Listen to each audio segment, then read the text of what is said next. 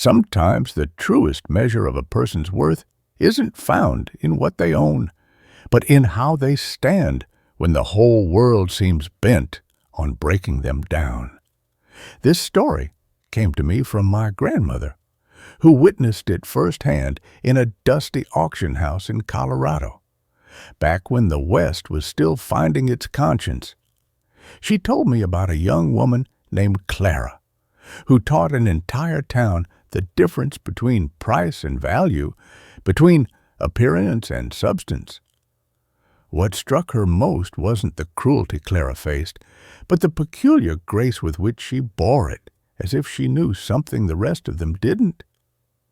"That girl," my grandmother would say, shaking her head. "She had steel in her spine where others had nothing but hot air." This is her story, as it was told to me, of the autumn that changed everything, the hickory gavel caught mid-swing, frozen above the worn podium as Clara's dress tore with a sound like breaking promises. The ripping fabric echoed through Brennan's feed store, cutting through the low murmur of bidders, and for one suspended moment, every eye in that cramped space turned toward the platform where she stood. She didn't stop the chant. 22.50, looking for 23 on this lot of winter wheat seed, finest quality from the Morrison farm. Her voice rang clear and steady while her hem unraveled, catching worse on the bent nail that had grabbed it. 23 from Mr. Henderson. Thank you, sir. 23.50 anyone. Mrs. Pritchard, seated in the front row in her pristine bombazine, let out a theatrical gasp that could have been heard in Kansas. The woman's gloved hand flew to her chest as though witnessing some terrible scandal rather than simple misfortune. Behind her, the Garrett boys, not boys really, but grown men who'd never grown out of their schoolyard cruelties, exchanged glances that promised trouble. 23.50, going once. The nail held firm, and Clara knew she had two choices: stop the auction to free herself, giving them all the spectacle they craved, or let the dress tear worse. The arithmetic was simple. Dignity had its price, and she'd been paying it in patches for 3 years now. She shifted her weight, heard another 2 inches of hem give way, going twice. Someone in the back row, she couldn't see who through the tobacco smoke, let out a snicker, then another, like dominoes falling. The laughter rippled through the crowd, though half of them didn't even know what they were laughing at. They just knew it had something to do with the auction girl, and that was always good for entertainment in a town starved for it. Sold to Mr. Henderson for $23.50. The gavel came down with its usual authority, the crack of wood on wood, cutting through their mirth like an axe through kindling.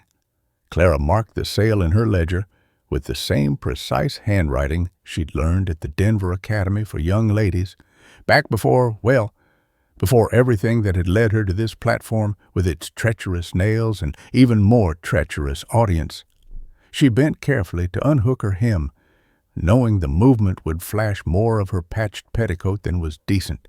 Someone whistled, definitely one of the Garrett boys, and Mrs. Pritchard made another sound of distress that seemed calculated to draw attention rather than express genuine shock. "Next lot," Clara announced, straightening, with the freed fabric hanging like a flag of surrender she refused to wave.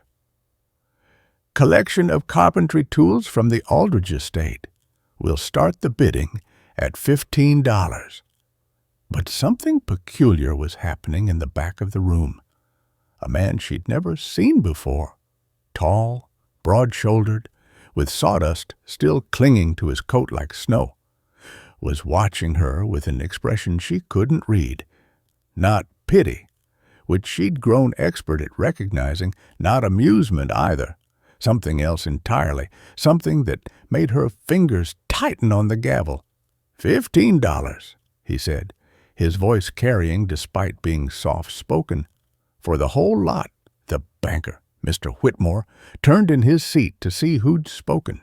His expression soured like milk left in the sun when he saw the stranger. "That's Thomas Brennan," somebody whispered. "Owns that lumber operation up north. They say he's worth 20.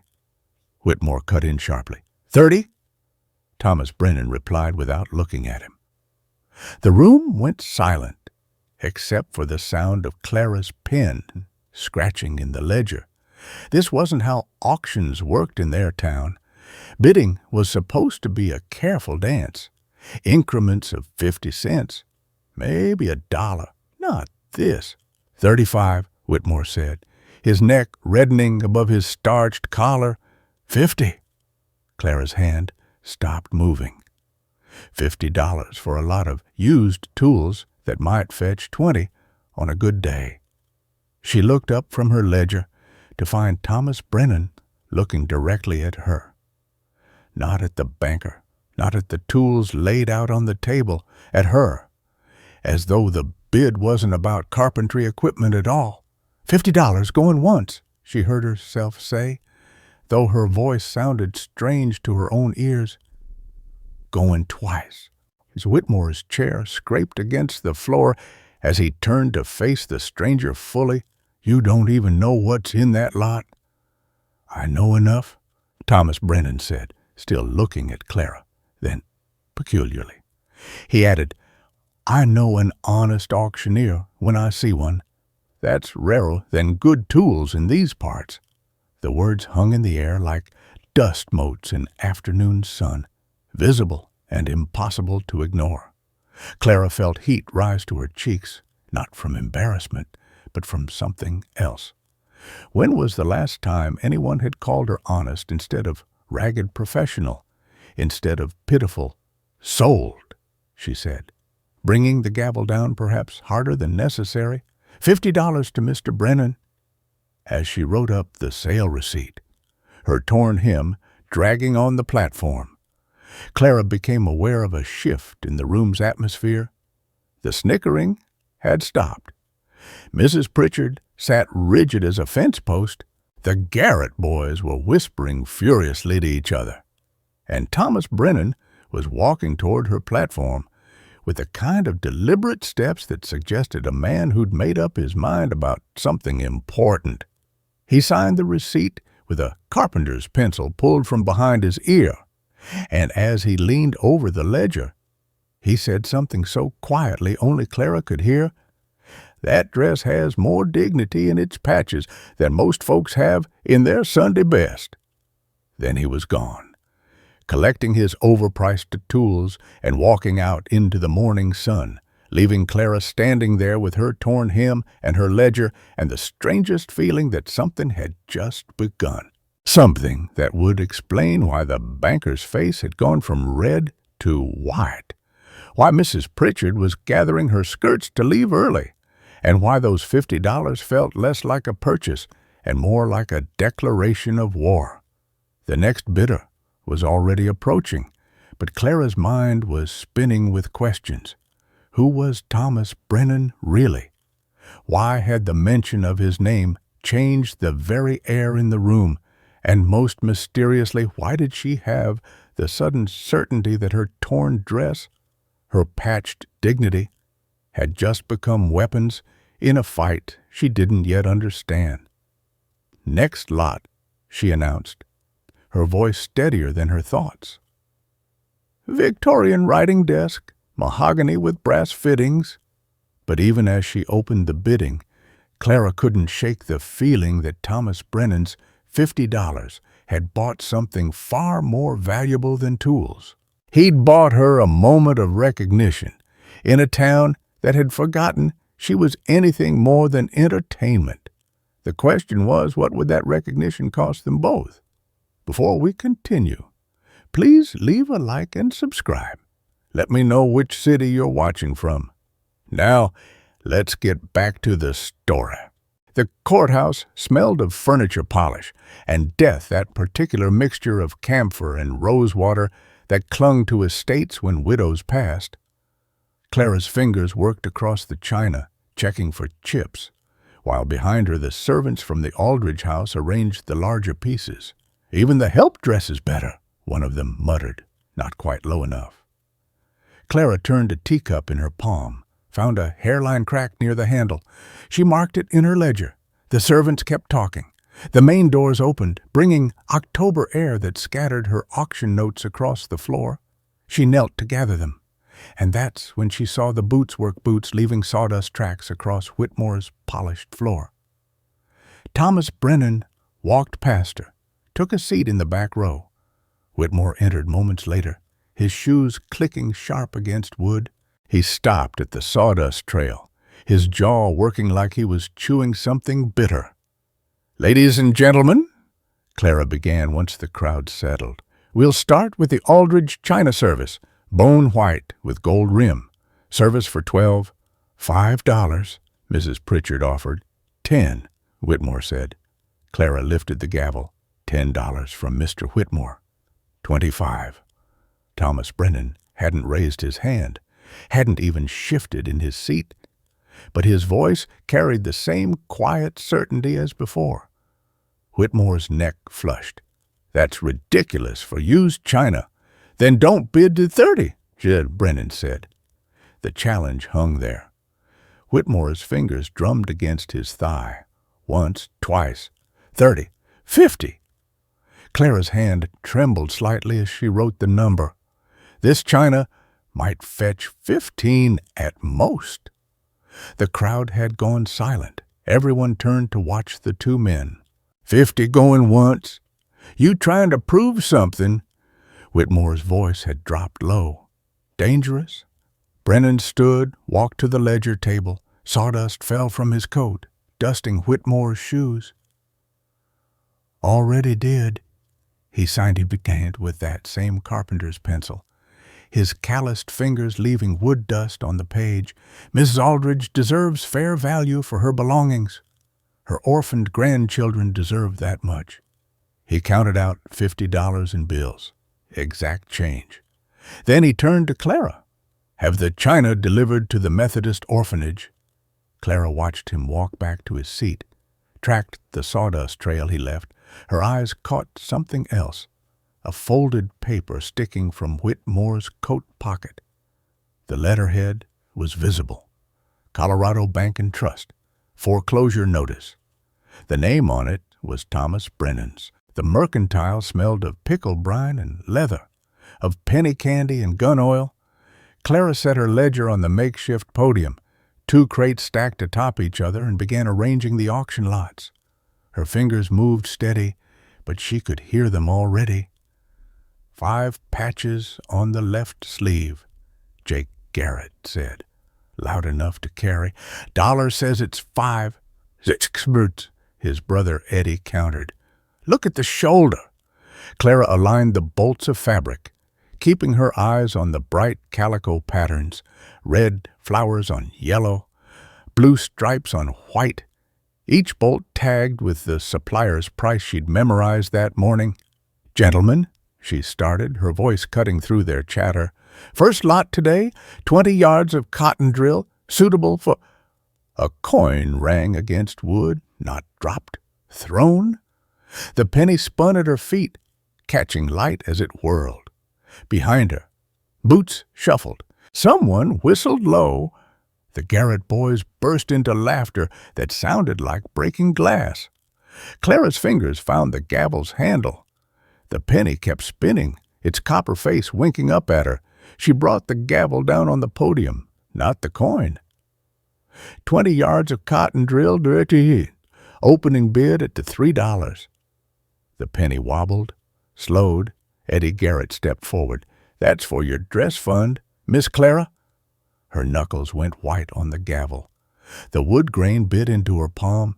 She kept her eyes on the ledger, on the neat columns of numbers that made sense when nothing else did. $3, someone called from the side. Mrs. Henderson, the minister's wife. $3 from Mrs. Henderson, looking for $3.50. Jake Garrett kicked the penny. It skittered across the floor, struck Clara's boot. "Maybe you could buy yourself something decent." The gavel stayed steady in her hand. $3.50. Anyone movement in the back? Thomas Brennan stepped through the crowd. Sawdust falling from his coat like snow from a shaken branch, he didn't look at the Garrett boys. Didn't acknowledge the penny that had rolled to rest against a pickle barrel. "The calico," he said. "All of it." Clara's pen stopped moving. 5 bolts of calico sat on the table. 50 yards total, maybe more. "Which pattern?" "Mr. Brennan." "All of it." The room went quiet, except for the drip of brine from a loose barrel tap. Jake Garrett's mouth hung open. Eddie had gone red from collar to hairline. "That's 53 yards total." Clara calculated quick, her voice steady despite the tremor in her fingers. "At 40 cents per yard retail, $1 a yard," Brennan said. $53. Whitmore, standing near the door, made a sound like he'd swallowed his tongue. "That's highway robbery for calico." Brennan pulled bills from his shirt pocket, counted them onto Clara's podium. The money was clean but worn, like it had passed through working hands.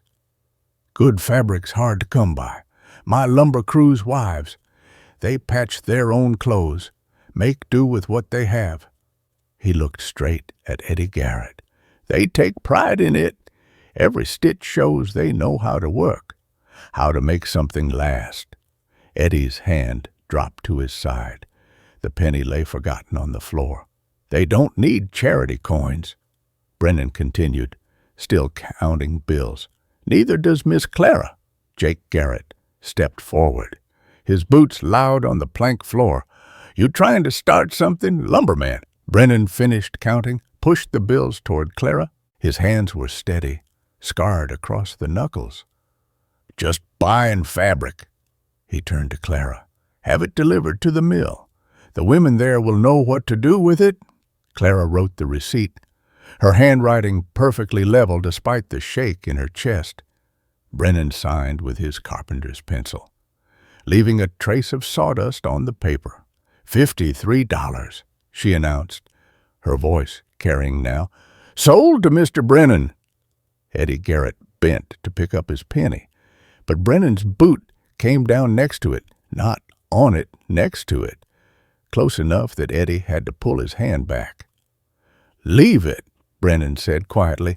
"Let everyone see what a man's dignity is worth in this town. 1 cent. Eddie straightened, his face the color of fresh beef. Jake grabbed his brother's arm, pulled him back. The crowd parted as the Garrett boys left, their boots striking the floor like hammers on nails. Brennan stepped back. The penny lay there between them all, nobody willing to touch it now. "Next lot," Clara called, her voice stronger than it had been all morning.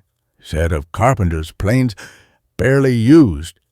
The bidding continued, but something had shifted. Mrs. Henderson bid higher than usual. Even Thompson from the hardware store raised his hand twice. The penny stayed on the floor, and everyone stepped around it like it might burn them. When the auction ended, Clara counted the morning's take. Highest mercantile auction in 6 months. She made her notes, balanced the ledger, all while that penny caught light from the window. Thomas Brennan was gone, but his sawdust trail remained, mixed now with the regular traffic of boots and shoes. Clara bent to gather her things and saw something else, a second piece of paper on the floor where Brennan had stood, not dropped accidentally this time, placed. She picked it up, unfolded it carefully, a foreclosure notice, but not Brennan's name on it. Hers, the boarding house where she lived, 2 weeks until seizure. Whitmore's bank seal at the bottom, dated 3 days ago. Clara's fingers tightened on the paper.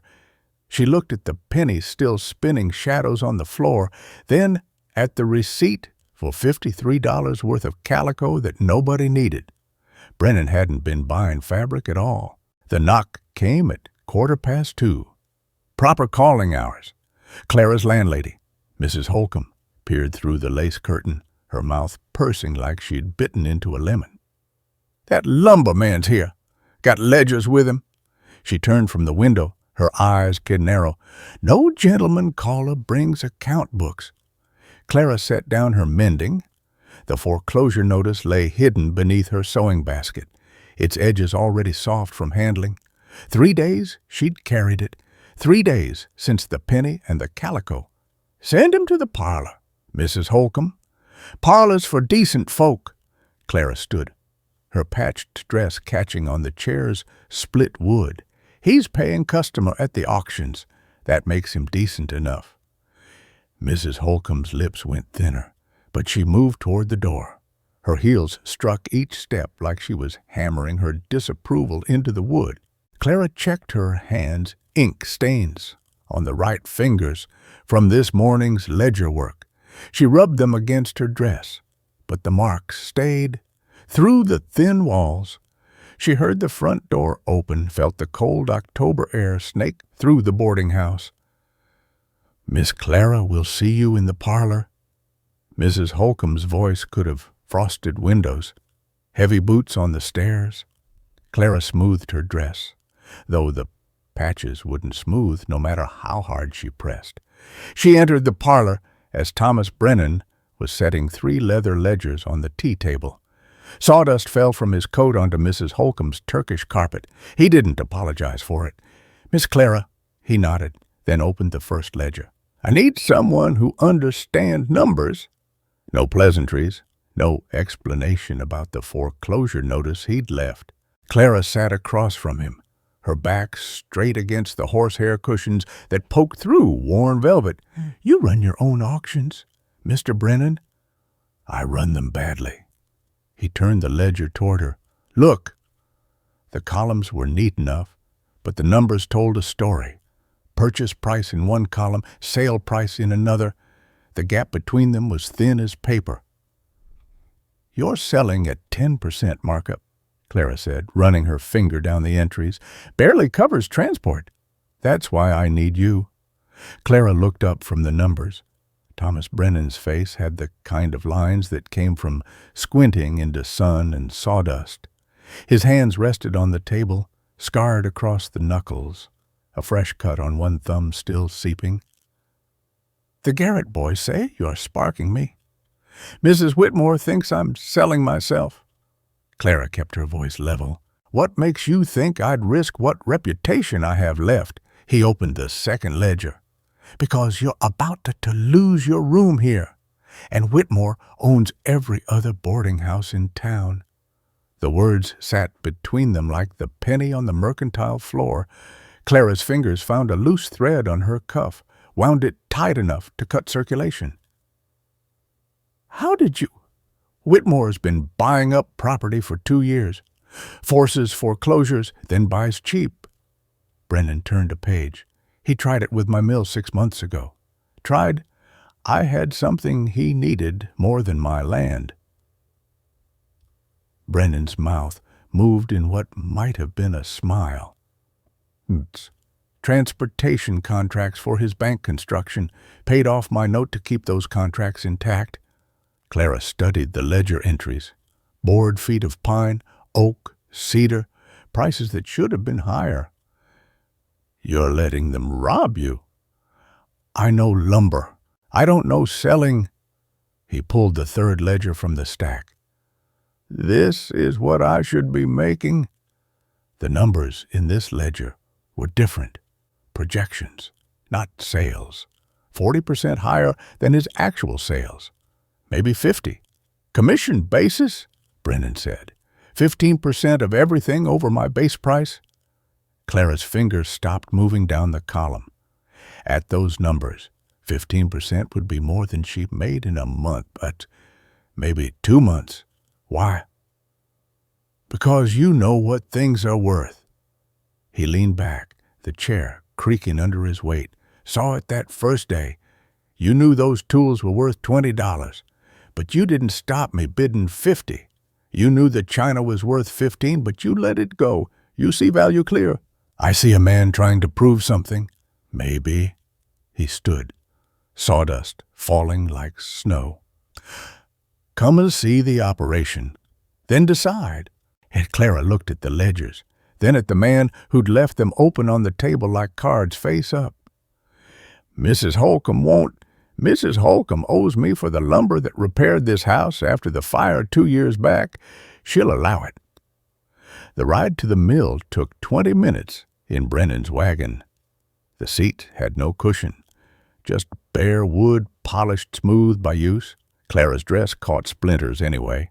They passed the Methodist church, the schoolhouse, the cemetery where her father's stone stood crooked because she couldn't afford to have it reset. The mill sat in a valley north of town, where the creek ran fast enough to turn the wheel even in dry months.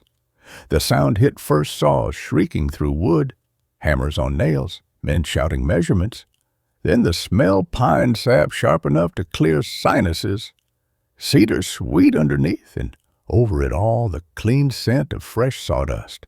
32 men on the crew, Brennan said, helping her down from the wagon. His hands were careful, touching only her elbow. Most have families. The workers looked up as they passed. Some nodded. None whistled or called out. A man missing 2 fingers on his left hand touched his cap. "Ma'am, that's Morrison," Brennan said. "Lost those fingers first month here. I kept him on, taught him the books. He can't read, but he knows numbers." They walked through the main building where massive logs became boards. Clara watched men feed timber into saws, muscles straining against wood that didn't want to yield. Sweat darkened their shirts, despite the October cold. One man had tied a rag around his head to keep sawdust from his eyes. "Peterson there." Brennan pointed to the man with the rag. "His wife makes the best cornbread in the county. She also takes in mending." He looked at Clara's dress, then away. Not suggesting anything, just saying she understands making things last. The office sat at the back of the main building, barely large enough for a desk and 2 chairs. Papers covered every surface: invoices, orders, complaints about late deliveries. Clara picked up a letter from Whitmore's bank. Final notice. Payment required in full within 30 days. "That's from last month," Brennan said. "Paid it with the transportation contract money. I push her. He's squeezing you." "He's squeezing everyone." Brennan opened a drawer, pulled out a rolled paper. "This is what I need to sell next month." Clara unrolled it. An order for 2,000 board feet of prime oak, 3,000 of pine. At current prices, Brennan would barely break even. "I can get you 40% more than you're asking." "How?" "By knowing who needs it and when." Still, Clara set the order down, walked to the window that overlooked the yard. Men loaded wagons with lumber, each board marked with chalk. "Whitmore's building that new bank branch. He needs this wood, but he's got you thinking you need him more." "I do need him. He holds the notes." Clara turned from the window. "He holds paper. You hold wood. Which one keeps rain off heads?" Brennan stood beside her at the window, close enough that she could smell the sawdust in his clothes, see the scar that ran through his left eyebrow. "You'd bid my lumber against Whitmore's own construction. I'd bid it fair." Clara's reflection caught in the glass-patched dress, ink-stained fingers, but also something else, something that looked like capability. 15% of overage. 15%? He extended his hand. Clara took it.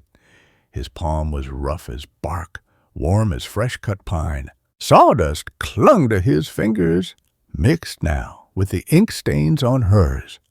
They stood there, hands clasped, while outside the saws streamed through timber. "Coffee to seal it?" Brennan asked.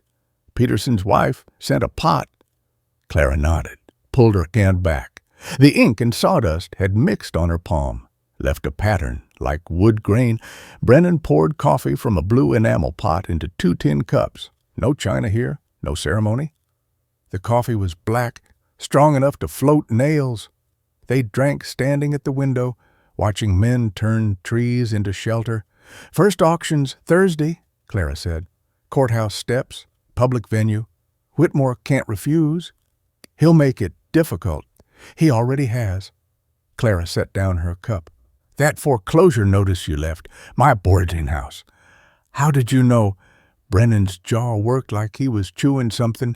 "My foreman's wife cleans at the bank. She sees papers." And Whitmore's been planning this. Every unmarried woman who works in town, he's buying their lodging, forcing them to marry or move. He turned to face her full on. "You're not the first."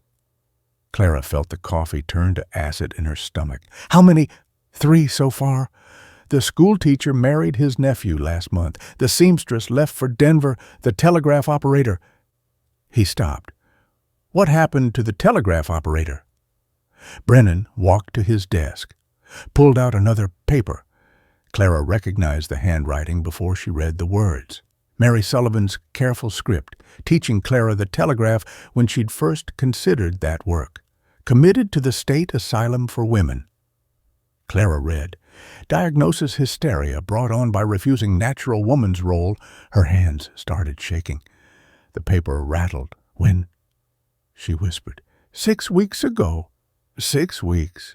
Mara had been locked away 6 weeks while Clara ran auctions and mended her dress and thought the worst thing was whispers. "He can't. He's done it 3 times. Brennan took the paper from her shaking hands. "But you're going to be different." "How?"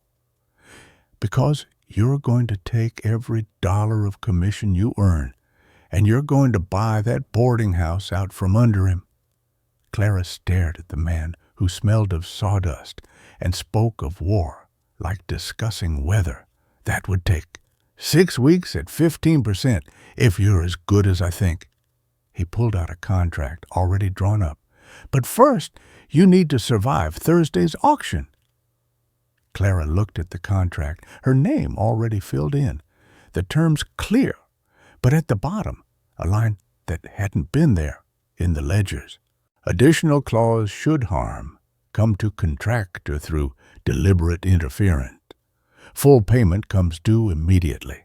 "That's not standard," Clara said. "Neither is what Whitmore's doing." Brennan handed her the pen. "Sign it, and you're under my mill's protection. Any man who interferes with you interferes with my business." Clara took the pen. The ink was still wet on the additional clause he'd added it while she read about Mary Sullivan. She signed her name clear and strong. "Thursday, then," she said. "Thursday." But as Brennan drove her back to town, Clara noticed something. 3 of his workers had followed them. They stayed back, careful, but they were there. And when they reached the boarding house, one stationed himself across the street like he was waiting for something. "Mr. Brennan," Clara said, as he helped her down. "What aren't you telling me?" He looked at her, sawdust in his hair, catching late afternoon light. "Whitmore foreclosed on 6 properties this week. 6, including my mill." He handed her down, his scarred hands steady. "Notice came this morning. We have until the end of the month." Clara stood on the boarding house steps, hand still gripping his for balance. "So this isn't about helping me?" "No." His eyes met hers straight. "It's about helping each other. Question is, are you good enough to save us both?" The door opened.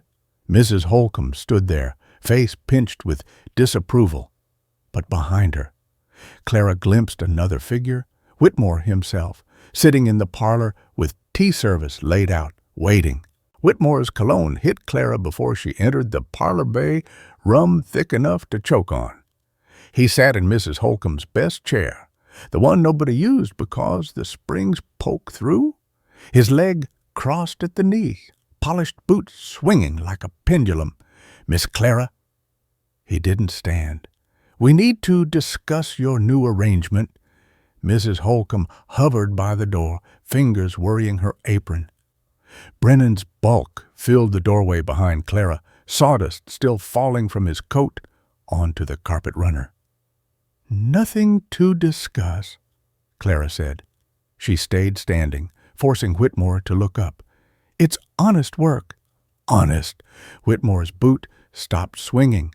Like Mary Sullivan's telegraph work was honest, Clara's throat closed. The parlor air felt thick, used up. Behind her, Brennan shifted, boards crashing under his weight. "I've drawn up papers," Whitmore continued, pulling documents from his coat. "The transfer of your boarding house debt to my personal accounts. Very generous terms. You'd have 6 months instead of 2 weeks, in exchange for ending this lumber auction nonsense." His fingers drummed the chair arm. "A young woman running business auctions? It's unseemly. It gives people ideas." Clara stepped forward, close enough to see the sweat beading under his pomade. "No." The word hung there. Mrs. Holcomb made a sound like a dying bird. Whitmore stood, his cologne cloud expanding. "Think carefully." Mary Sullivan said, "No." "And you had her committed." "The doctors had her committed. I simply provided concerned testimony about her increasingly erratic behavior." He moved toward the door, paused beside Clara. "Thursday's auction will be interesting. I hope you're prepared for scrutiny." His shoulder brushed hers as he passed. The bay rum lingered after he left, coating Clara's throat like oil. "You stupid girl," Mrs. Holcomb whispered. "You stupid, stupid girl." Brennan hadn't moved from the doorway. "You need anything for Thursday?"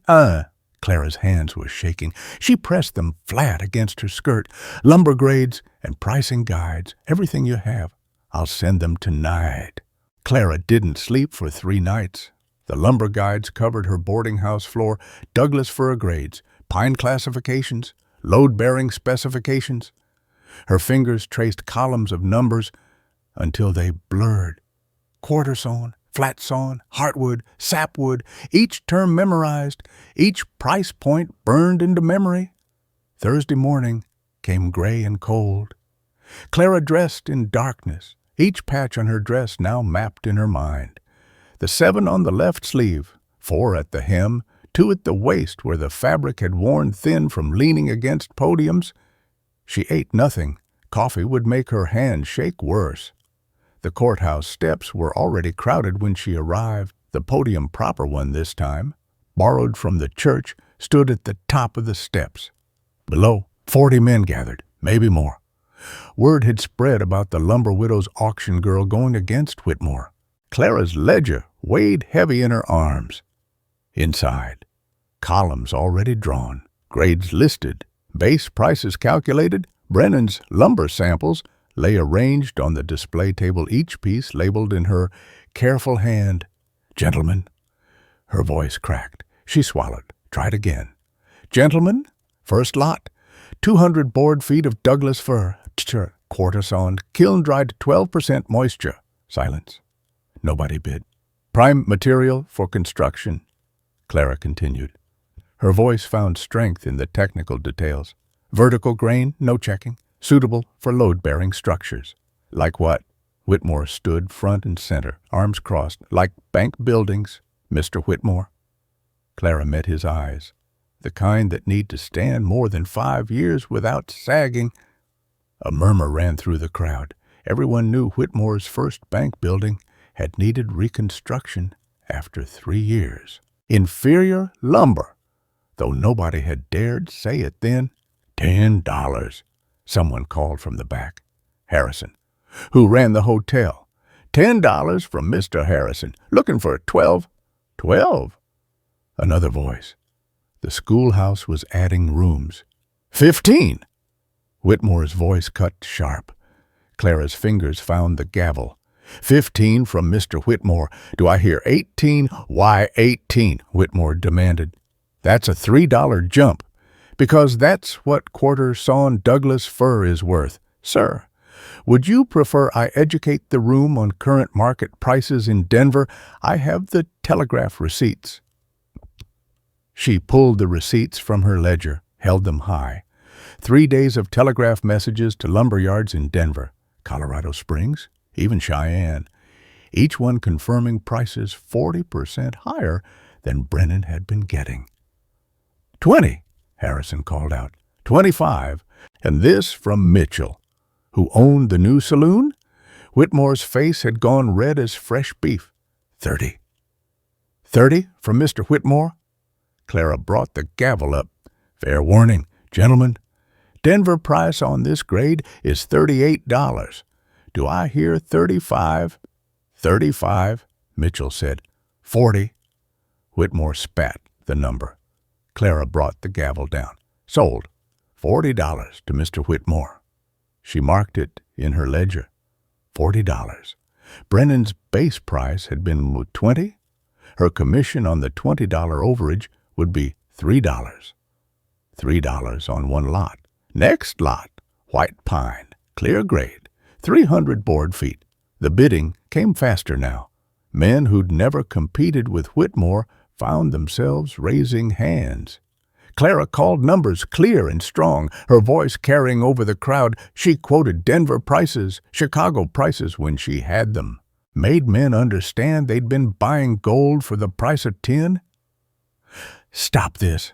Mrs. Pritchard had arrived, pushing through the crowd in her black bombazine. This is unseemly. A woman in her position, acting like she knows men's business. Clara didn't pause. $42 on the pine. Going once. She's in conspiracy with that lumberman, Mrs. Pritchard announced. Everyone knows it, living in sin for commission money. The crowd shifted, uncomfortable.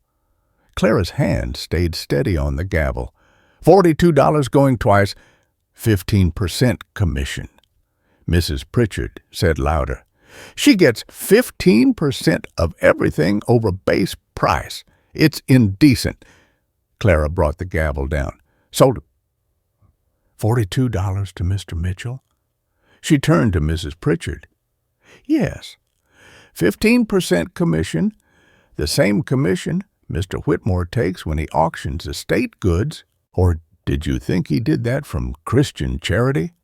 Whitmore's hand shot up. That's different, because you're a man. Clara pulled out another receipt. Your commission invoice from the Aldridge estate. 20% you took. The widow's children got 20% less because you stood where I'm standing and took your cut. She held the invoice high, Whitmore's own signature at the bottom.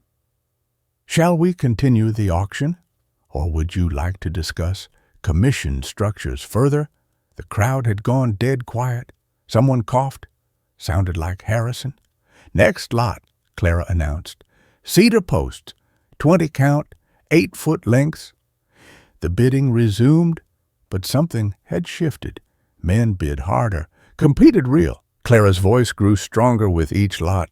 She knew these numbers, knew the wood's value, knew what men would pay if they understood what they were buying.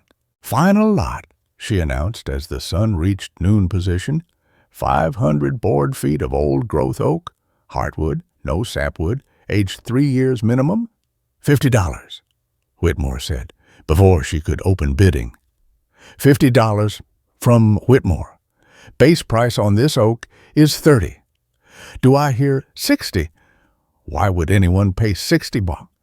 Whitmore's voice had gone dangerous, because Steinway Piano Company in New York pays $90 for this grade. Clara pulled out the telegraph. Dated yesterday.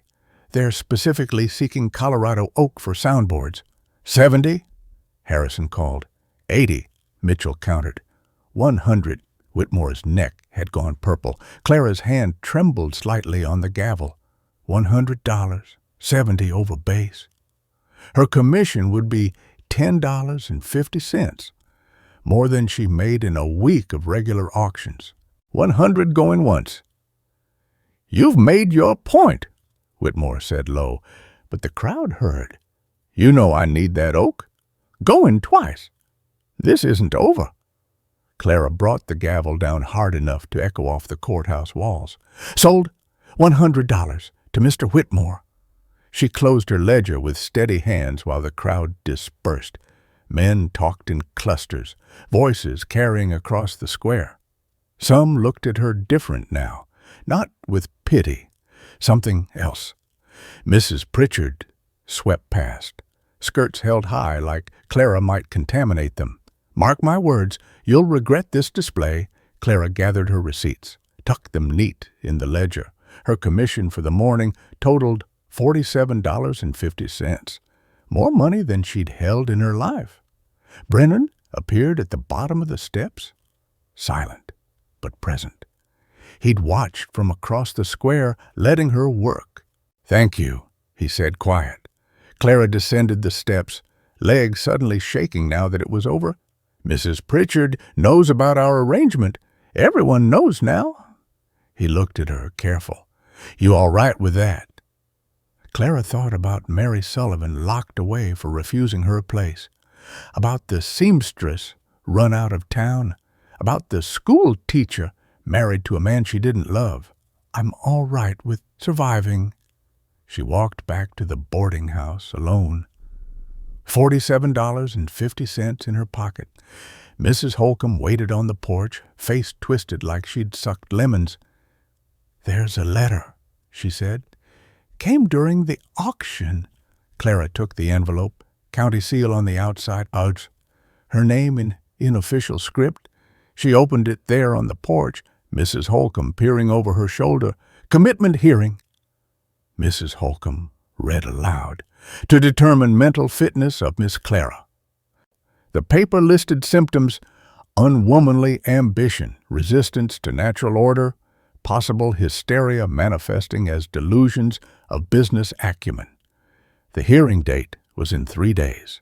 The complainant's signature at the bottom, Mrs. Pritchard, co-signed by Mr. Whitmore as concerned citizen. The summons came at dawn, delivered by Mrs. Pritchard's colored maid, who wouldn't meet Clara's eyes. Heavy cream paper, sealed with red wax. The Women's Christian Society seal pressed deep. "You're to come at 10 o'clock, the maid said, already backing away. "Through the rear entrance." Clara held the paper, its edges sharp against her fingers. The wax seal was still warm. The society met in the Pritchard house, 3 stories of red brick that caught morning sun like blood on stone. Clara had auctioned the furnishings for the estate that built it, knew exactly how much Belgian lace hung in those windows. $600 worth, bought with money from wheat sales during the drought when farmers starved. Clara arrived at 5 minutes before 10. The rear entrance meant the servants' door, down 3 steps below ground level. She knocked once. Mrs. Garrett opened it.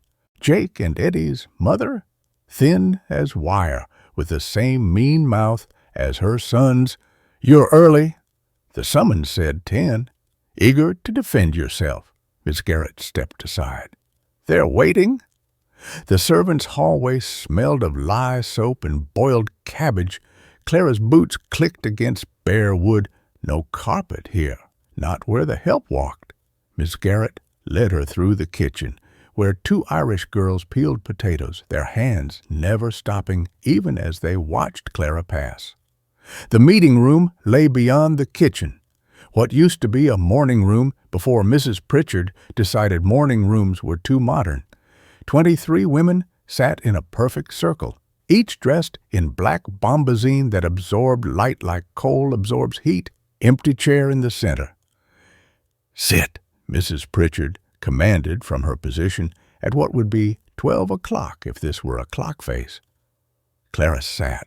The chair had no cushion, just hard wood that bit through her patched dress. Her ledger lay heavy in her lap. She'd brought it without being asked, knowing they'd demand proof. "We're here to discuss your situation," Mrs. Pritchard began. Bay rum lingered in the air. "Whitmore had been here recently. Your arrangement with Mr. Brennan has raised concerns." "What concerns?" Clara kept her voice level. "Moral concerns." This from Mrs. Henderson, the minister's wife, who'd bid on cotton drill just 3 days ago. "A young unmarried woman conducting private business with a bachelor. I conduct public auctions. Nothing private about them." Mrs. Pritchard's mouth pursed. "You went to his mill, unchaperoned, to review inventory for sale. You take commission from him?" Mrs. Whitmore spoke for the first time, her voice soft as cotton wool. 15%, we hear. The same percentage your husband takes from estate sales. The room shifted, black fabric rustling like crow wings. Mrs. Whitmore's face didn't change, but her fingers tightened on her prayer book. That's different, Mrs. Pritchard said. Mr. Whitmore is a respected businessman. Clara opened her ledger. Should I list the sales I've conducted for this town, 5 years' worth? That won't be. Clara started reading. Henderson Farm, autumn 1880, saved the widow Henderson $200 by exposing attempted price fixing on her wheat. Mrs. Henderson's face went white. Mitchell Estate, spring 1880, prevented the unlawful seizure of water rights by documenting prior claims. Garrett Livestock, summer 1881. Clara looked at Mrs. Garrett. Achieved 30% above market price for those horses your husband said were worthless. Remember, you used that money to send Jake to school. Mrs. Garrett's hands twisted in her lap. Pritchard Mercantile Expansion, winter 1882. Clara met Mrs. Pritchard's eyes. You wanted the Hendricks store property. I handled that auction, made sure nobody could claim favoritism when you won, protected your reputation. The room had gone silent, except for the clock ticking on the mantel. Should I continue? I have 5 years of this. You're deflecting, Mrs. Pritchard said, but her voice had lost its edge. The issue is your current arrangement. My current arrangement is saving Thomas Brennan's lumber mill from foreclosure. Clara pulled out the forecast numbers, which employs 32 men from this town. Those men have families, children who need feeding, wives who need shelter. That's not your concern. Whose concern is it? Clara stood. The ledger clutched against her chest. Mrs. Pritchard, your husband buys his lumber from Denver at twice the price. Mrs. Whitmore, your husband wants Brennan's mill to fail so he can seize the land. Mrs. Garrett, your sons work odd jobs because the mill is the only steady employment, and Brennan won't hire them after they tried to burn his storage shed last year. Mrs. Garrett's face went red. They were never proven. I was there, conducting the salvage auction for what survived. Clara pulled out that receipt, too. June 15th, 200 board feet of partially charred pine. Still sold it for $12 because I do my job. Footsteps in the hallway, heavy ones. The door opened without a knock. Thomas Brennan filled the doorway, sawdust in his hair, work clothes still damp with sweat. He didn't enter, just stood there. The women turned to stare. No man had ever entered a society meeting. Don't mind me, he said. Just came to collect my business partner, but... Partner? Mrs. Pritchard's voice climbed. You can't have a woman business partner. Already do. Filed the papers yesterday. He pulled a document from his shirt pocket. Brennan Lumber and Auction, Incorporated. Equal partnership. Clara's legs felt loose. She hadn't known, hadn't agreed. You can't, Mrs. Whitmore whispered. A woman can't own property in her own name once married, Brennan said. But Miss Clara isn't married, can't enter contracts without male permission if she's dependent. But a business partner isn't dependent. She's necessary. He still hadn't entered the room, hadn't crossed that threshold. But his presence changed the air pressure, made the black-dressed women shift like birds before a storm. This is highly irregular, Mrs. Pritchard started. So is threatening commitment hearings for women who work. Brennan's voice stayed level, conversational. So is destroying lives because someone knows lumber grades better than your husband's. How dare I found Mary Sullivan yesterday. The room stopped breathing. State asylum, 3rd Ward. The violent ward, though she's never raised a hand to anyone. His eyes found Mrs. Pritchard, your signature on her commitment papers, stating she attacked you. She was hysterical. She was refusing to marry Whitmore's nephew. Brennan pulled out another paper.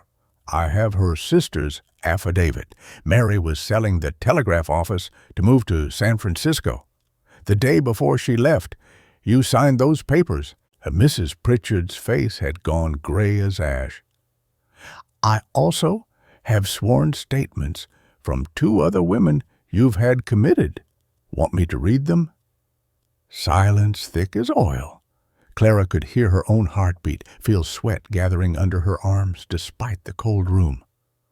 We're done here, Brennan said. Miss Clara, your next auction is tomorrow. We have inventory to review. Clara walked toward him, past the circle of women who sat frozen as black stones. At the doorway, she turned back to, I've kept this town running for 5 years. Every estate properly handled, every auction honestly conducted, while you sat in these rooms and decided which women deserved destruction. She lifted her ledger. Everything's documented. Every transaction, every sale, every penny accounted for. Can you say the same? She walked through the front door, not the servant's entrance. Brennan followed. How's that? The sun hit sharp after the dark room. 3 of Brennan's mill workers stood by his wagon. Silent witnesses. Partnership papers. Clara asked once they were moving. Filed them this morning. Only way to protect you from commitment. He kept his eyes on the horses. Business partners can't be committed for conducting business. Equal partners. Only way it's legal. You own half the mill now. Clara's hands shook. That's worth about $3,000, half of it mortgaged to Whitmore. He turned onto the main road, which means you now owe him as much as I do. The weight of it settled on her shoulders like wet wool. Why would you pull out that commitment hearing notice? Clara retrieved it from her pocket, her name at the top. Date 3 days hence. Look at the second page. She turned it over. Another name had been added. Thomas Brennan. Same charges. Delusions of grandeur, rejection of social order, possible moral degradation. When, she whispered, probably the moment I walked into that meeting. He guided the horses around a pothole. Whitmore's had the papers ready for weeks. Just needed an excuse. Clara studied the legal words that meant cage, locks, forced treatments. So we're both facing commitment, unless we win. Brennan pulled up at the mill. There's something else. Look at the audit schedule in the partnership papers. Clara found it. Required financial review of all business dealings, scheduled for next week. The auditor's name made her stomach drop. Whitmore's brother-in-law from Denver. Who owes Whitmore favors? Brennan helped her attend from the wagon. He'll find problems whether they exist or not. Use it to break the partnership, seize the mill, and have us both committed. Then why did you? Because there's one thing they didn't count on. Brennan led her to the office, pulled out a locked box. Inside, stacks of papers covered in tight handwriting. Every transaction Whitmore's made for 3 years, every foreclosure, every seized property, every woman committed or run out of town. Clara picked up a page. Names, dates, amounts, property seized for half value, commitment papers signed without proper witness. Where did you get these? His wife. Clara looked up sharp. Brennan's face was stone. Mrs. Whitmore brings them late at night. Copies everything while he sleeps. He locked the box again. She's the one who warned me about your commitment hearing. Why would she? Look at the last page. Clara flipped to it. A commitment form, half filled, Mrs. Whitmore's name at the top. Diagnosis, failure to produce heirs, probable barrenness, leading to feminine hysteria. Date of planned commitment, Next month, he's going to have his own wife locked away. Unless we stop him first. Brennan handed her a key to the box. The grand auction is in 6 days. Every prominent family will be there. If we can last until then, we can expose everything. Clara gripped the cold metal key. But if we fail, Third Ward, both of us, and Mrs. Whitmore too. Through the window. Clara watched mill workers loading lumber, free men earning wages, supporting families. In 6 days, they'd either save them all or lose everything. There's one more thing, Brennan said. Whitmore's called an emergency bank board meeting. Tonight, they're voting on immediate foreclosure for any properties with female partnerships. The key bit into Clara's palm. That's aimed at us. It's aimed at you. But yes, he met her eyes straight.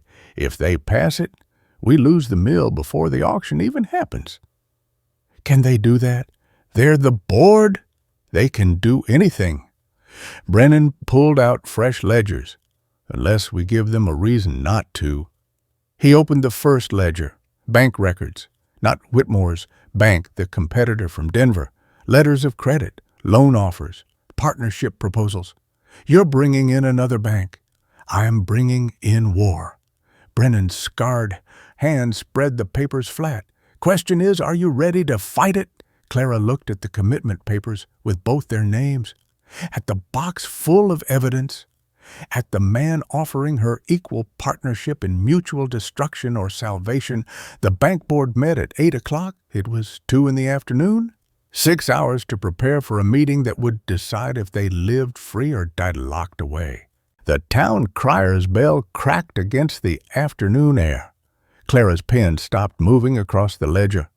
Through the mill office window, she watched Samuel Higgins climb onto his box at the corner of Main and 3rd, brass bells swinging. By order of the mayor and town council, his voice carried over the saw's whine. Grand consolidated auction. Saturday next, 11 properties, including the Baxter estate, complete holdings. Brennan's hand tightened on the doorframe. That's 6 days. Combined value over $40,000, largest auction in county history. Higgins kept reading from his scroll. Auctioneer to be determined by public vote at commencement. Clara set down her pen. Ink pooled at the tip, spreading across the page like blood in water. They're making it a contest. They're making it a trap. And Brennan moved to the filing cabinet, pulled out 3 years of estate records. If Whitmore gets the auctioneer position, he controls the biggest sale this town's ever seen. And if I get it, then you're standing in front of every powerful man in 3 counties, holding a gavel they think you stole. He spread the papers across the desk. Either way, we need leverage. Clara pulled the Baxter estate inventory toward her. The old man had died 2 months ago. No heirs. Property reverting to the town. The numbers swam furniture, livestock, equipment, land. Her finger traced down the columns. Stopped. This is wrong. Brennan looked up from his own papers. What? The Baxter estate by original inventory shows 60 head of cattle. She pulled out another document. Current auction list shows 40. 20 head disappeared. Clara found the Henderson estate from last year. Same thing. 80 acres in the will, 60 in the auction. Her hands moved faster through the papers. Mitchell property, short by 2 horses. Garrett Sr.'s tools, half missing. Inventory shrinkage. Happens sometimes, not like this. Clara laid out 7 estates in a row. Everyone Whitmore handled, everyone short by 20 to 30%. The office went quiet, except for the sawdust sifting through wall cracks. Brennan came around the desk, studied the papers over her shoulder. He smelled of pine sap and sweat. These are all widows' estates, or orphans. Clara pointed to the Mitchell papers. 3 children. Eldest was 14. Whitmore was appointed executor. How much total? Clara's fingers worked across the ledger, adding columns. The pencil lead broke. She grabbed another, kept calculating. $12,000. Minimum. 12,000 stolen from people who couldn't fight back. Clara set down the pencil. Her hand had started trembling. Mary Sullivan's father is on this list. She was trying to sell the telegraph office to investigate his estate. Brennan went very still. That's why they committed her. Clara pulled out fresh paper, started copying the numbers. Evidence of years of theft, documented in Whitmore's own hand. Her fingers cramped around the pen, but she kept writing. You're going to expose this at the auction. Clara's pen stopped. She looked at the pages of theft, then at the commitment papers still lying on the desk corner, both their names, 3 days until the hearing. No. Brennan's voice went sharp. This could destroy him. It could? Clara capped the inkwell, set the papers in the lockbox. But destroying him won't save the mill, won't protect the workers, won't keep anyone else from being committed. Then what? We win clean. Clara stood, her dress catching on the chair's rough wood. I run that auction better than anyone's ever run one. Make so much money for the town that they can't deny what I'm worth. Clara. Brennan's scarred hand landed on the lockbox. He's stolen $12,000. And I'm going to make $15,000 at that auction, more than he's ever made. She met Brennan's eyes. Revenge feels good for an hour. Success lasts. The bank meeting was in 4 hours now. Brennan studied her face, looking for something. You're sure Mary Sullivan is locked in an asylum for investigating this? Clara touched the evidence pages. If I use these now, before we have protection, we join her. After the auction, then. After. And Clara moved to the lumber samples, started arranging them for tomorrow's sale. Right now, we survived the bank board. Morrison knocked on the office door, face flushed from running. Mr. Brennan, there's trouble? They followed Morrison outside. 3 wagons sat at the mill entrance, loaded with lumber. Clara recognized the drivers, all Brennan's regular customers, returning their orders. The lead driver said he wouldn't meet Brennan's eyes. Sorry, Thomas. Whitmore says any man who buys from you won't get credit at his bank. The second driver unloaded 50 board feet of pine. I got 3 kids. Can't risk it. They left the lumber stacked in the yard. $3,000 worth of canceled orders in 20 minutes. Brennan stood silent, watching his business dissolve. How many more will cancel? Clara asked. All of them, probably. Morrison spat tobacco juice. Except Harrison at the hotel. He owes Thomas too many favors. Clara walked through the returned lumber, running her hands across the grain. Perfect wood, rejected not for quality, but fear. We need those bank board minutes. What? Brennan turned from watching the wagons leave. The board meetings, they keep minutes. Clara's mind raced through possibilities. If Whitmore is proposing illegal foreclosure rules, it has to be documented. Nobody outside the board sees those minutes. Mrs. Whitmore does. Clara pulled out her pocket watch. 3.5 hours until the meeting. She copies everything. She won't risk helping us openly. She doesn't have to. Clara grabbed her shawl. I need to get to the Whitmore house. That's insane. That's necessary. Clara was already moving. Keep preparing for tonight. Have Morrison ready the partnership papers, the Denver bank letters, everything. I'll meet you at the town hall. She took Brennan's wagon without asking. The horses knew the route, left her free to think. Mrs. Whitmore would be at home, she always was, playing the perfect wife while documenting her own planned destruction. The Whitmore house sat on Banker's Row, white columns trying to look like Southern plantation. Clara tied the horses at the corner, walked to the servants' entrance. The Irish maid answered, the same one who'd served at Mrs. Pritchard's. Mrs. Whitmore isn't receiving. Tell her Clara needs 1 minute, about next month. The maid's eyes widened. Everyone knew what next month meant for Mrs. Whitmore. She disappeared inside. 2 minutes passed. Then Mrs. Whitmore appeared at the door herself. No maid, no pretense. Her face looked like paper, thin and white. Miss Clara, the bank board minutes from last month. Do you have copies? Mrs. Whitmore's hand gripped the doorframe. I can't. I'm not asking you to give them to me. Clara kept her voice low. Just tell me, did they discuss foreclosure procedures for partnerships? A long pause. Mrs. Whitmore's eyes darted to the house behind her, then back. Article 7 of the bank charter. The smallest nod. Subsection 4. Thank you. Clara turned to leave. Miss Clara? Mrs. Whitmore's voice barely carried. At the auction. Whatever happens, make sure everyone sees.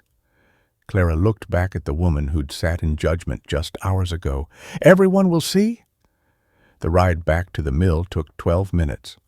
Clara found Brennan loading partnership documents into a leather case. Article 7, subsection 4, the bank charter, she said. That's what they'll use tonight. And Brennan pulled out a worn book, the town's legal codes. His finger found the passage. Partnerships require board approval if any partner has been subject to moral complaint. The Women's Society meeting counts as a moral complaint. Brennan closed the book hard. They planned this weeks ago. So we counter it.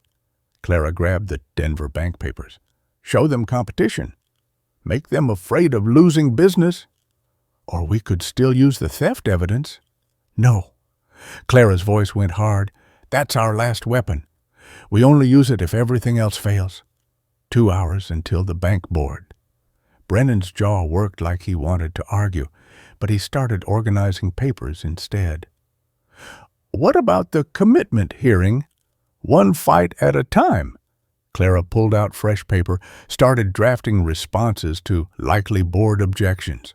If we lose tonight, the commitment hearing won't matter. We'll already be destroyed.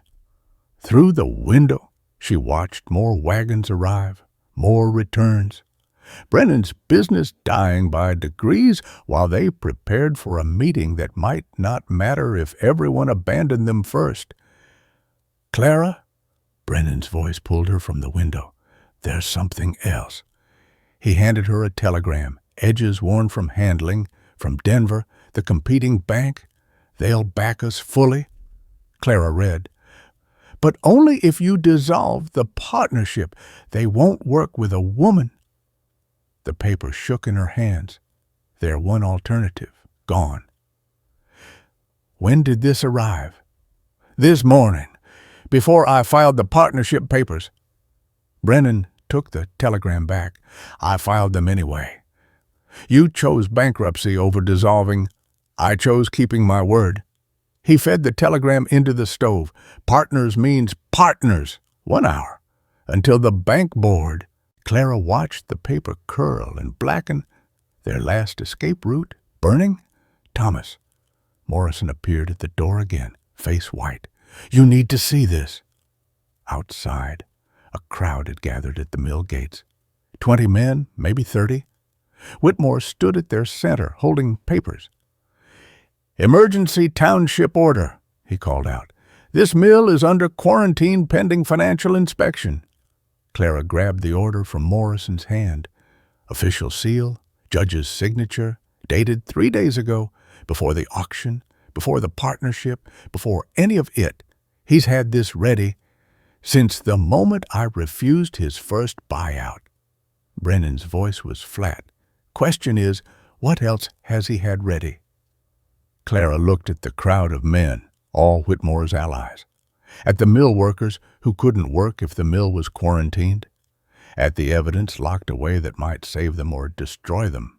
The bank board met in 45 minutes, and Whitmore had just shown his next card. The courthouse steps stretched up like a gallows platform. Clara counted them 13 stone slabs worn smooth by years of boot leather and judgment. Her ledger weighed heavier than iron in her arms. 6 o'clock morning, 5 hours until the auction. Already the square filled with bodies. Merchants from Denver, ranchers from the eastern plains, even a railroad representative in a coat that cost more than Clara made in a year. They all came for the Baxter estate and the 10 properties the town had accumulated through foreclosure and death. Clara's dress caught on the wooden platform's edge. The same dress, same patches. She'd sewn 3 more last night where the fabric had worn through at the waist. Her fingers still ached from pushing the needle through. Testing, testing. Her voice echoed off the courthouse walls. The auctioneer's podium had been built special, raised 4 feet off the ground so everyone could see, so everyone could watch. Whitmore already stood at the square's edge, surrounded by 5 men in matching black coats, bank board members.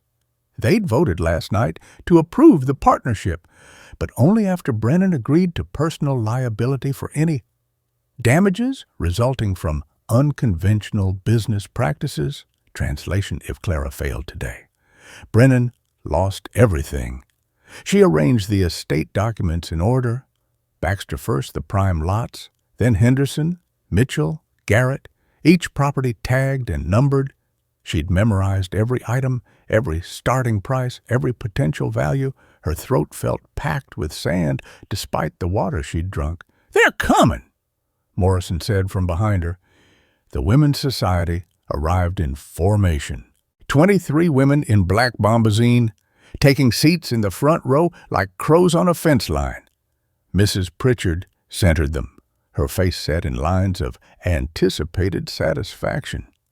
Behind them, the Garrett boys and their crew. Jake held something in his hands, a sign. Looked like. Eddie whispered to 3 others who laughed. Ugly sounds that carried 7 o'clock, 4 hours until the vote. Clara tested the gavel. The handle had been polished with linseed oil until it gleamed, but under her palm she felt rough spots where other hands had gripped too hard. How many auctioneers' hopes had died on this platform? Miss Clara. Harrison from the hotel stood at the platform's edge. "Wanted you to know I'll be bidding today. Real bids." He touched his hat.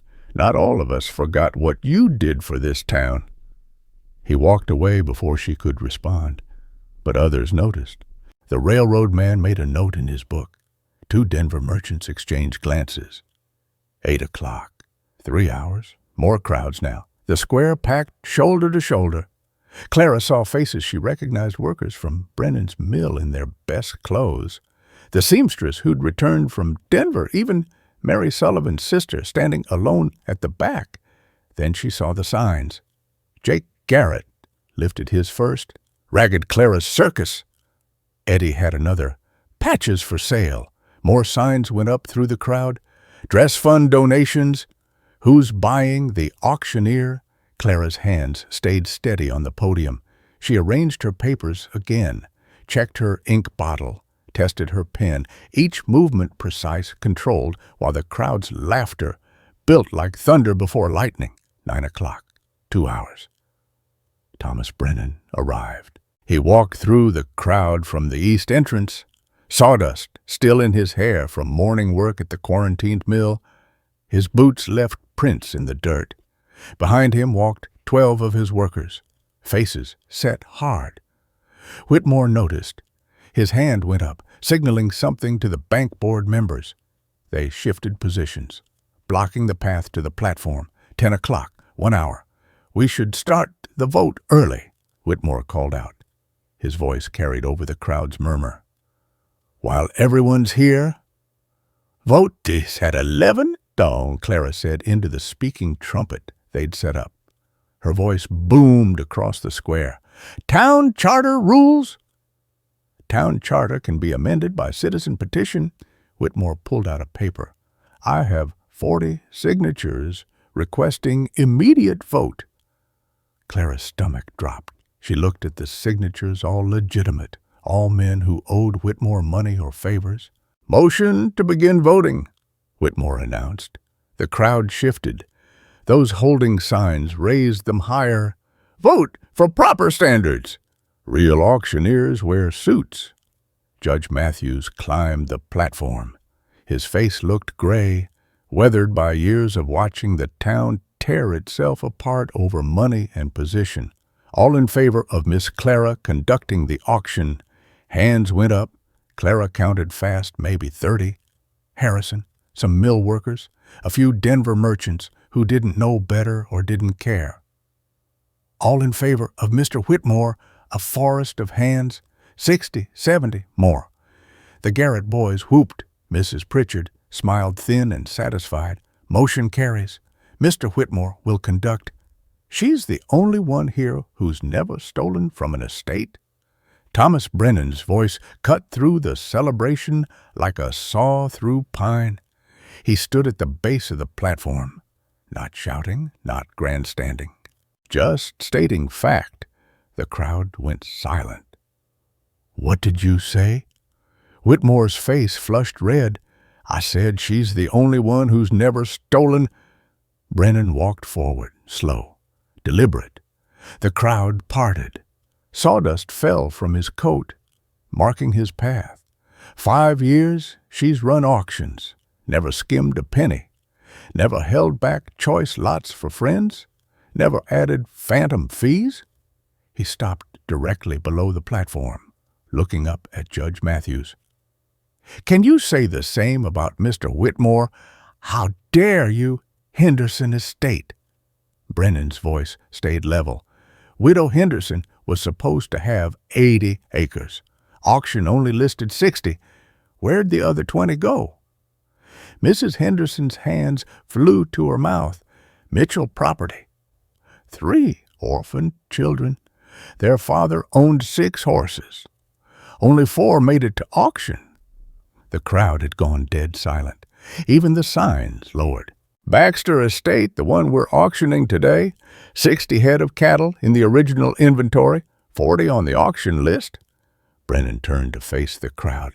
20 head of cattle worth $2,000. Where are they?" "You can't prove." Whitmore started. "I can't, but Miss Clara can." Brennan looked up at her. "She has the documentation. Every transaction, every shortage. $12,000 stolen over 3 years. Clara's hands gripped the podium. This wasn't the plan. They'd agreed to wait until after the auction. "Is this true?" Judge Matthews asked her. The crowd waited.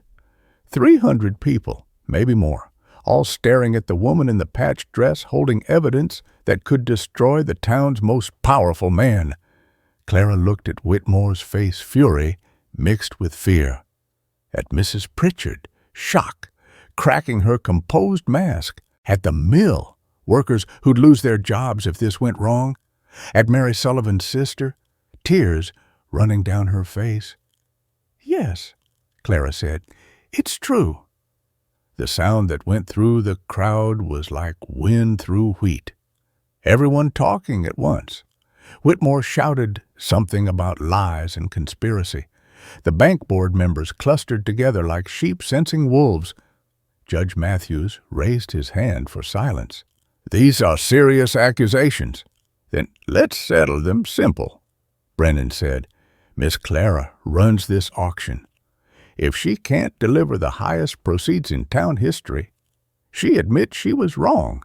But if she succeeds, if she makes more money for these estates than any auction ever has, then we know who the real thief is."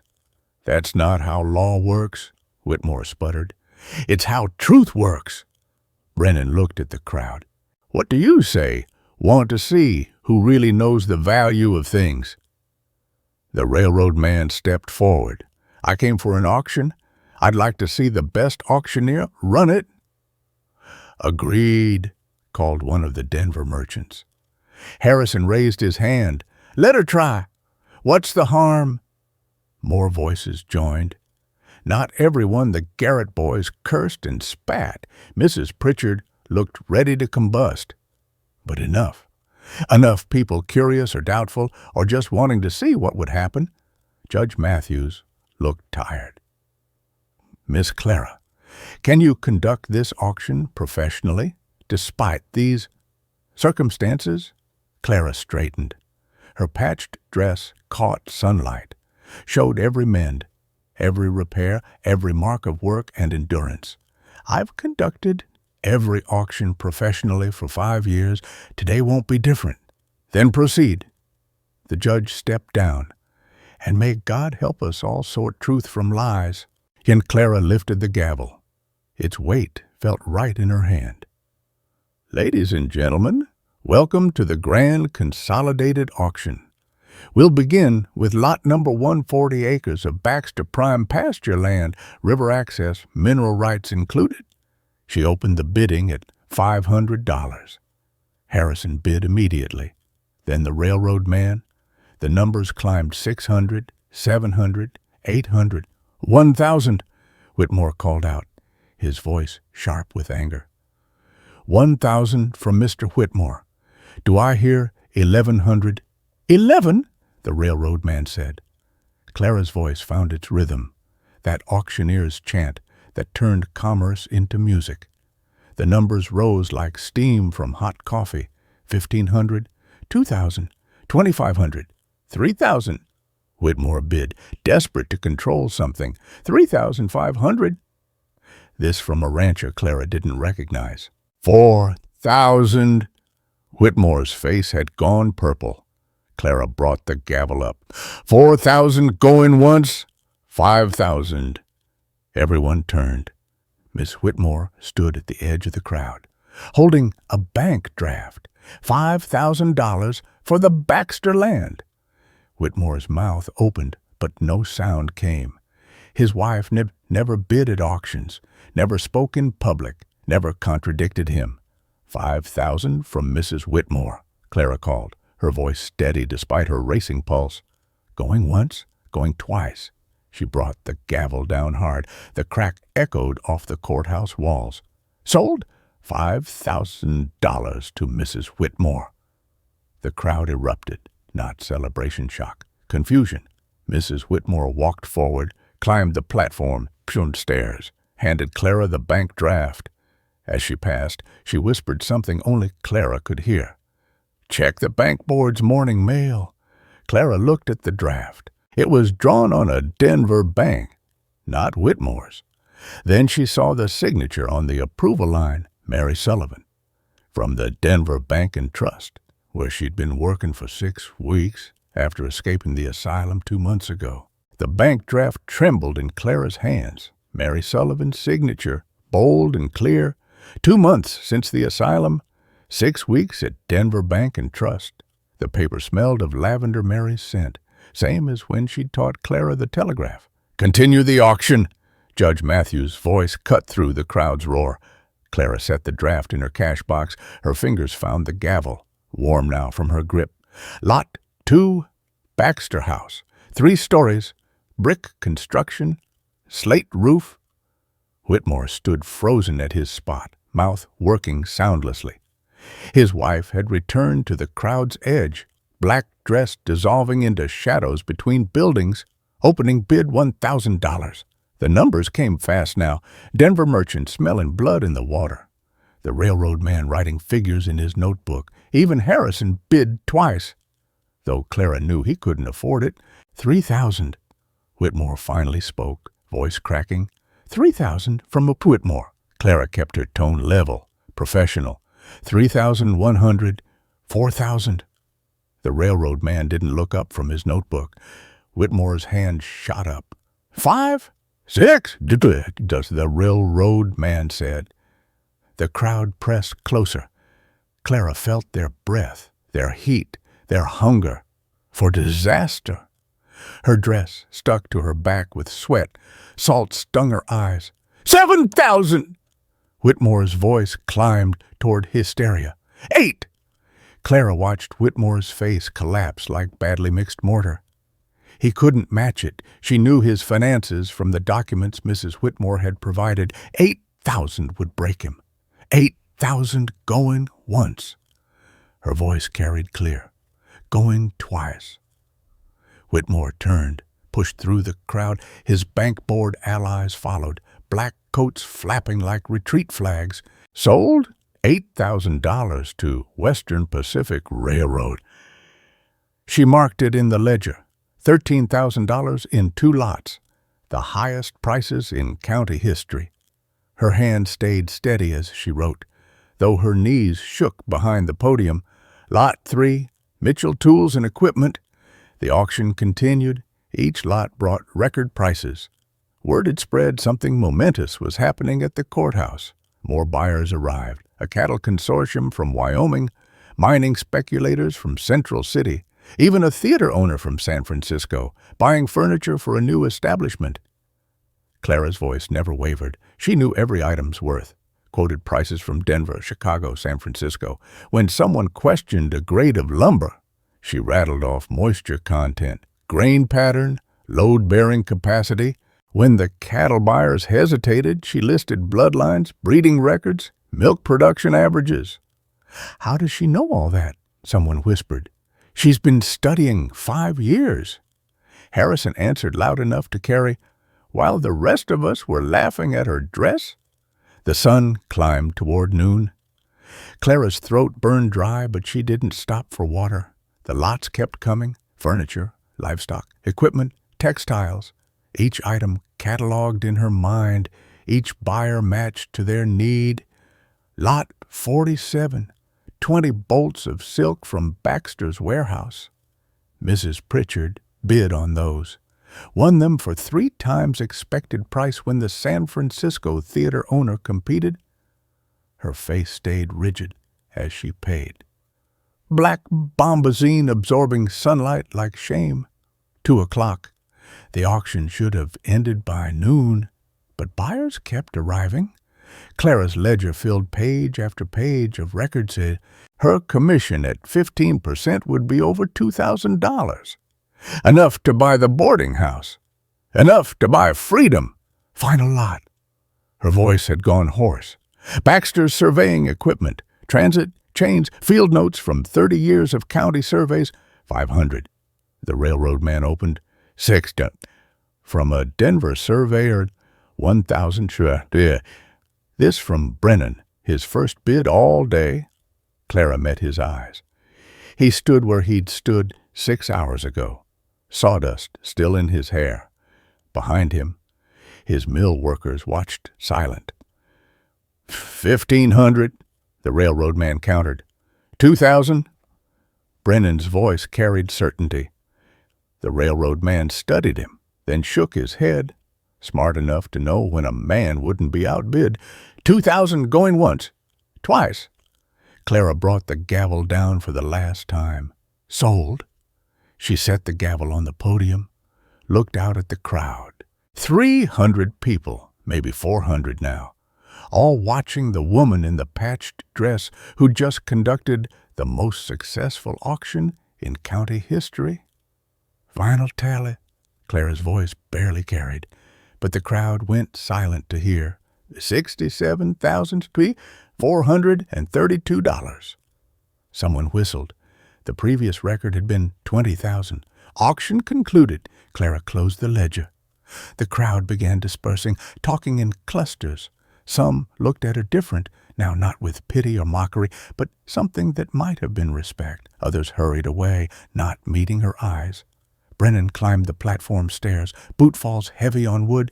"You did it! We did it!" Clara's legs finally gave.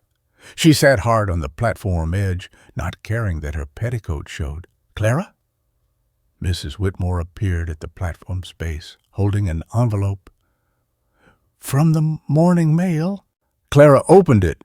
Denver Bank and Trust letterhead. Inside, a job offer for Whitmore as junior clerk. Salary $40 monthly. A fortune for a clerk. Poverty for a man who'd controlled a town. "He'll take it," Mrs. Whitmore said quietly. "The house is already sold. We leave tomorrow." "What about—" Clara touched her own head, meaning the commitment papers. "Withdrawn this morning. Judge Matthews received word that the complainants were relocating." Mrs. Whitmore's smile looked like breaking ice. Mary Sullivan sends her regards. By the way, she's doing well in Denver. Mrs. Whitmore walked away, back straight, steps measured. Tomorrow she'd be free. Tonight she still had to play the banker's wife one last time. The platform emptied, except for Clara and Brennan. She counted the cash box, over $8,000 in bank drafts and currency. Her commissions came to $10,114. Enough to buy the mill outright, Brennan said. Reading over her shoulder, "It's your mill, our mill. Partnership, remember." He pulled out the surveying equipment he'd bought. "Want to know why I needed this?" Clara nodded. "Too tired to speak. Railroads coming through, they need lumber for ties, buildings, bridges." He unrolled a map from the surveyor's notes. "This shows the route, right past our mill." Our mill. Clara studied the map, understanding they'd won more than today's auction. They'd won the future. "Miss Clara," a young woman stood at the platform's base, maybe 16, wearing a dress patched worse than Clara's, flour sack fabric at the hem, curtain material at the sleeves. "My name's Beth Morrison. I work at the hotel cleaning." The girl's fingers twisted together. "I wanted to ask, could you teach me the auctioneering?" Clara looked at the girl's eager face, the careful mending on her dress, the hope barely contained. "It's hard work. I know hard work. People will mock you. They already do." Clara stood, her own patched dress catching afternoon light. "Monday morning, 6 o'clock. Bring a ledger and pen." The girl's face lit like struck matches. "Yes, ma'am. Thank you. I'll be there." She ran off, flour sack hem flapping. Clara watched her go, remembered herself 5 years ago, desperate for any work that used her mind instead of just her back. "You're keeping the dress," Brennan observed. Clara looked down at the patches. 7 on the left sleeve, 4 at the hem, 2 at the waist, each one a battle scar. A day survived, a mockery endured. "It's my uniform now." She gathered her ledgers. "Let them see it, and remember what they tried to do. Let them see it, and know they failed." 6 months later, Clara stood on the same platform, same dress, though professionally mended now by Peterson's wife. The patches remained, but reinforced with proper backing, decorative stitching, making them look intentional. Beside her stood Beth Morrison, conducting her first solo auction, voice strong despite her trembling hands. The crowd had grown used to it now.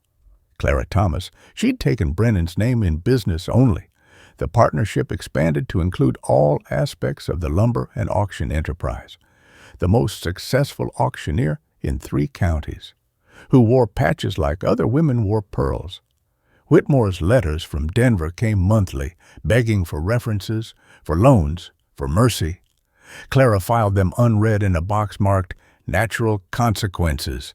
And Mary Sullivan visited for Christmas, bringing news from Denver and a gift, a gavel made from iron wood, handle wrapped in leather from the ledger that had documented Whitmore's thefts. "For the woman who proved value isn't in the surface," Mary said. Clara used it every auction after that. The sound it made was different from wood sharper, or cleaner, like truth cutting through pretense. The mill prospered. The railroad brought contracts worth $50,000 yearly. The workers got raises, benefits, dignity.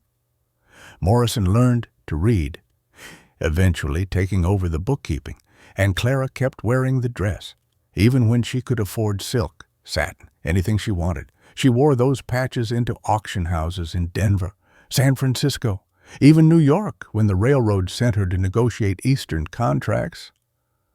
"Why?" a New York banker asked once, staring at her carefully mended sleeve.